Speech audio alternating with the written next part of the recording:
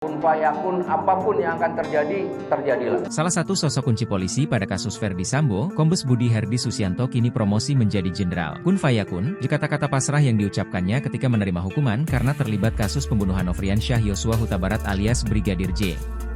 Kata-kata dalam Al-Quran yang bermakna, jadilah, maka jadilah, seolah menjadi doa Budi yang diijabah. Budi percaya apa yang dipunyainya selama ini hanyalah titipan. Sebagai prajurit, sebagai anggota Satya Prabu, demi Merah Putih dan Polri yang kita cintaiin. Kebijakan dari pimpinan, kata Budi. Budi percaya keputusan menonaktifkan dirinya sebagai Kapolres Jaksel diambil lewat pertimbangan panjang. Saya yakin perintah yang beliau keluarkan sudah melalui pertimbangan yang panjang, diujar mantan Kapolres Metro Jakarta Utara itu. Semua ini hanya titipan, termasuk hidup kita di dunia ini hanya sementara. Kalau Allah berkehendak, kun fayakun, apapun yang terjadi, terjadilah, tambahnya. Kendati sudah terseret kasus sengkarut yang membuat geger se-Indonesia itu, nyatanya, Budi masih mendapat kesempatan berkiprah di Polri. 2 tahun setelah penonaktifan dirinya dan segala penindakan etik dari Propam Polri, Budi kini menjadi jenderal. Dalam salinan keputusan mutasi yang diterima redaksi, tertulis Kombes Budi Herdi Susianto dipromosikan dari jabatan sebelumnya di Kabagian Hak Rawatpers SSDM Polri ke jabatan Karwatpers Polri. Di jabatan barunya, Kombes Budi akan mendapat pangkat Brigadir Jenderal atau Brigjen.